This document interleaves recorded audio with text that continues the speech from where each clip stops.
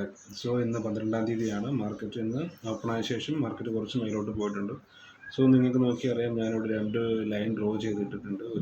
ഒരു ഗ്രീനും ഒരു റെഡും.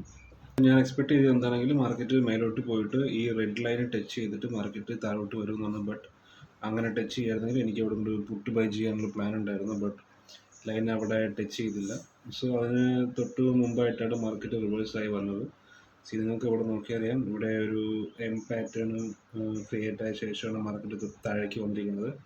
അതിന് മുമ്പായിട്ട് ഞാൻ ക്യാൻഡിൽസ് കൂടുതൽ ഫോക്കസ് ചെയ്യുന്നതുകൊണ്ട് ഇവിടെ ബെയറിഷ് മർബോസ് ക്യാൻഡിൽ ഫോം ആയിട്ടുണ്ട്. ആൻഡ് അതിനുശേഷം മാർക്കറ്റ് നന്നായിട്ട് താഴോട്ട് വന്നിട്ടുമുണ്ട്.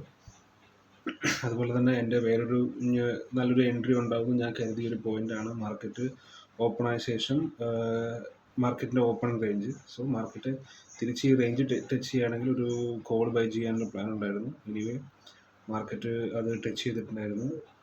ടച്ച് ചെയ്ത് മേലോട്ട് പോയിട്ട് എഗെയിൻ അവിടെ വീണ്ടും തിരിച്ച് കയറി പോവുകയാണ് ചെയ്തത്. ഐ മീൻ ഇന്നത്തെ ഒരു ദിവസം എൻ്റെ പ്ലാൻ അനുസരിച്ചിട്ട് എനിക്ക് ഒരു എൻട്രി മാത്രമേ കിട്ടിയിട്ടുള്ളൂ.